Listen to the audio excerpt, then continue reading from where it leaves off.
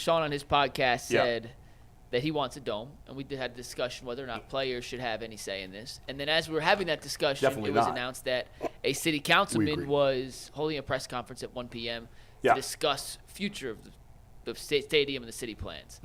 His name is Brian Kazy, a city councilman, and we have the sound for you. This is a snippet from Darryl Ryder from what Brian Kazy said, and you can play it. What this basically does, ladies and gentlemen, is ensures that the Cleveland Browns have to go through the legal process of leaving the city of Cleveland, whether they want to move the team to Timbuktu or whether they want to move them to Brook Park or to Lakewood or to any other state. They have to go before the city, Cleveland City Council, ask for permission to leave that team or to move the team, or they have to give us 6 months notice and offer to put the team up for sale. We're hoping that the latter does not happen. However, this is going to ensure that the Cleveland Browns are going to be a part of the legislative process, and the Cleveland City Council is going to have a say-so in that. I think we should have already been involved. I think we should be part of the process. As of right now, we're not privy to anything. These are the Cleveland Browns, and I stand by the Cleveland Browns. So for the people of the city of Cleveland, a lot of people who are involved in the negotiations right now were either too young or weren't even involved or remember when the Browns left the first time. And the heartfelt that this city went through when that team left. And we want to assure that the Cleveland Browns remain the Cleveland Browns and that this is a Cleveland team. It's not another city team. So that's me where I stand with it. With this, obviously, there's no comparison between this situation and what happened. He's being a little disingenuous. I'm about to say, I get what he's saying about the Browns are moving away. What is Brook Park? 15 minutes. Now listen, I get it. 15 minutes away. He is being a little disingenuous. However, I get it. They want the team to stay in the city. I get that too. But like, dude, it's 15 minutes. And on top of that, if you ask anybody, if you poll this, I think, and they building a dome, I think everybody's gonna say, yeah, we'll choose the dome. So at the end of the day, it's not like the Cleveland Browns are gonna be called the Brook Park Browns. That's not the case. They're gonna still be the Cleveland Browns. Everybody's still gonna look at them the same. That right there is ridiculous talk. Go ahead, Jason. Council hasn't had a seat at the table to this point in negotiations. This has been between Jimmy and City Hall. And my opinion, watching that, listening to what he had to say, this was his way of trying to crowbar council to the table, to have a seat at the table of negotiations, when really, I don't know that it's time yet for council to be involved in this. I don't know that it's reached that point yet, but they just want to be involved and informed in what's going on. Okay, fine. The resolution that he's trying to write. Yeah, the Art Modell rule. No, the fact that they're trying to enforce it. Yeah. Do we have it? I sent it to Anthony. Do you have that? Do you want to bring it up?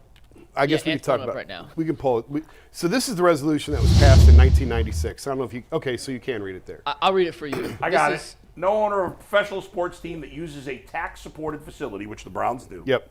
For most of its home games and receives financial assistance from the state or a political subdivision, which the Browns do, thereof shall cease playing most of its home games at the facility and begin playing most of its home games elsewhere, unless the owner either A, enters into an agreement with the political subdivision permitting the team to play most of its home games elsewhere, B, gives the political subdivision in which the facility is located not less than 6 months advance notice of the owner's intent to cease playing most of its home games at the facility, and during the 6 months after such notice, gives the political subdivision or any individual or group of individuals who reside in the area an opportunity to purchase the team.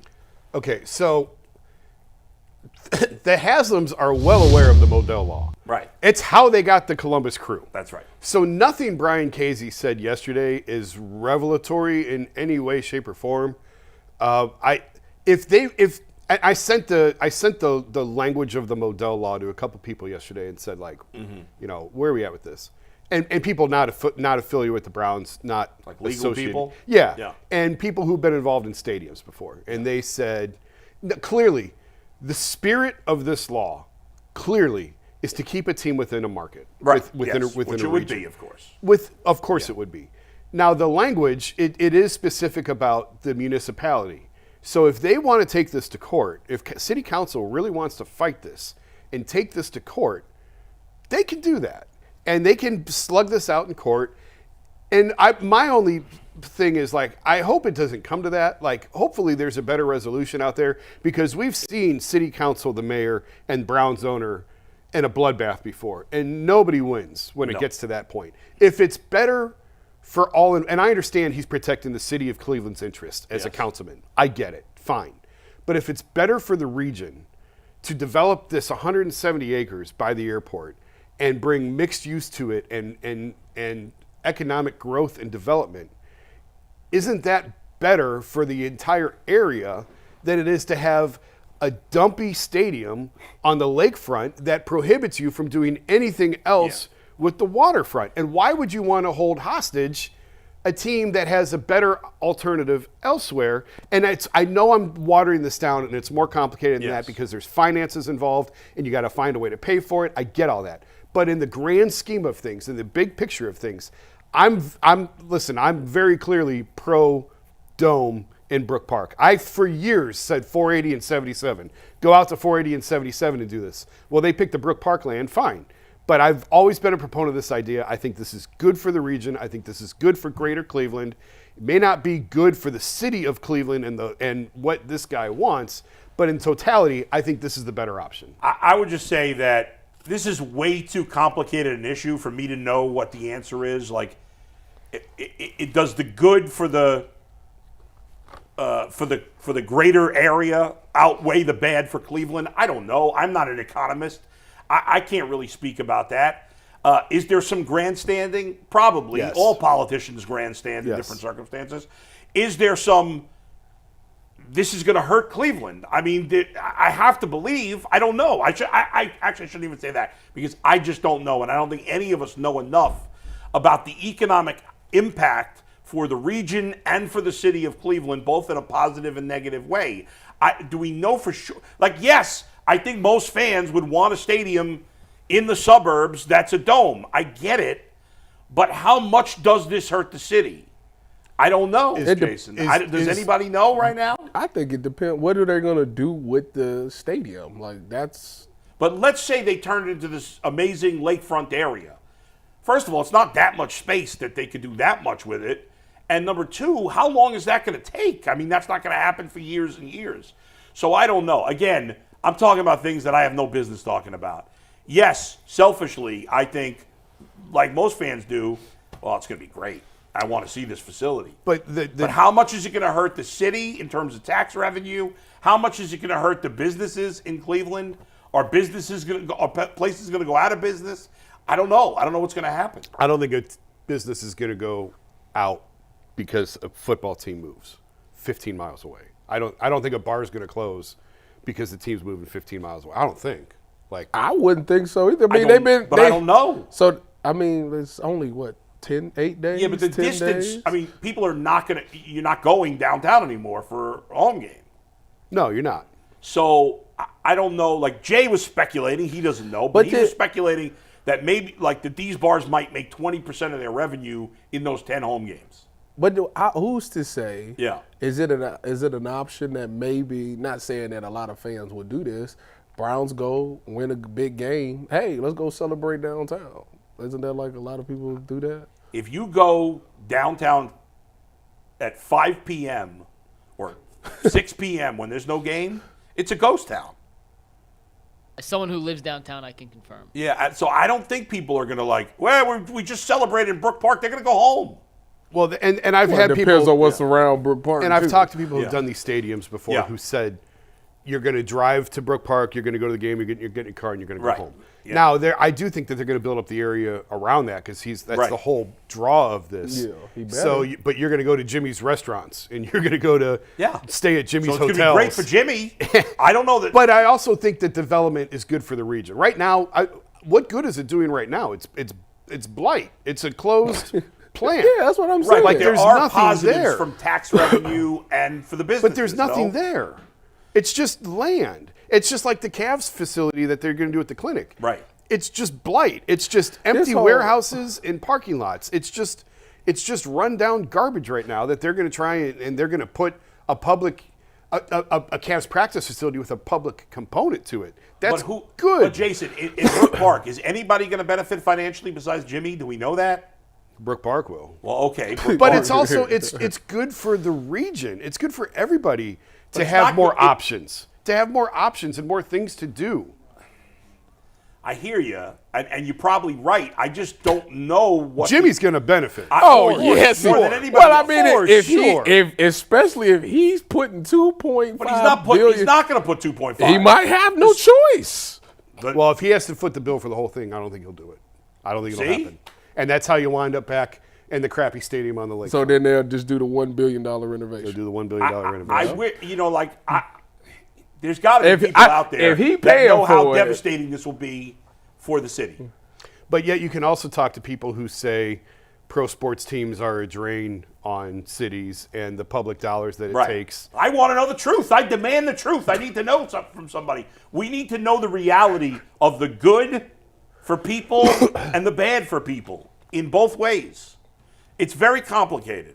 Who do you think would give you the most unbiased and just down the middle, straightforward, factual, both sides of the equation? There's probably some economists that have done these studies that are, but then you worry, are they paid by the billionaires to, do whatever I don't know. I was trying to say, like, could we get a guest on to I give don't us know the who pros we and could cons? get. I just don't know if that person exists. I don't know.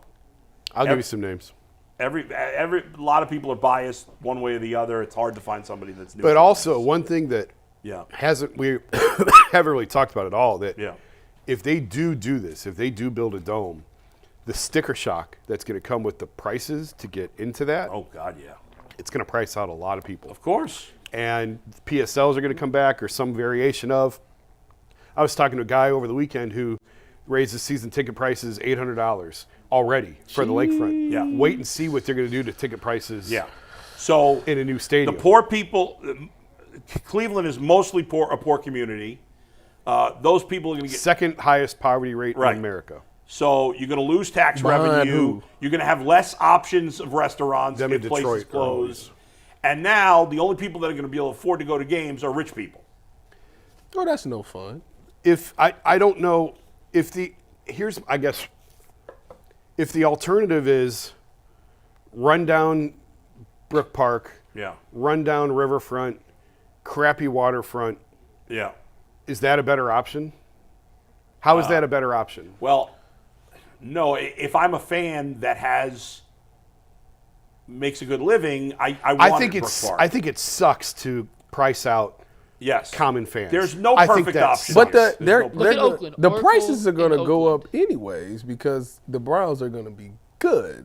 Yeah, but Tyvis, we're talking about massive. I mean, I'm just going off Oracle in the Bay. Oh, well, that is. Well, I don't know if it'll be the same. I'm about to say that's a much richer area. I was about to say you talking about you went from East Bay to San Francisco waterfront. That's a big difference. But it's a but the prices are going to shoot up. Oh yeah, and they've already been going up. They're going up this year because the team finally had success.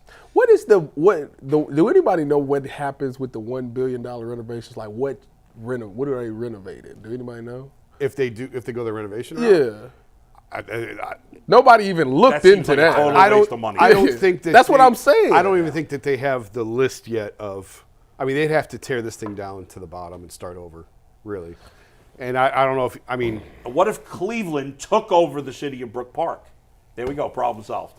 So to put a bow on this, the Art Modell Law or whatever, Jason, you say that technically could apply, but you don't think it would ever get. It would go to the courts. They would if they really want to fight this and take this to the courts.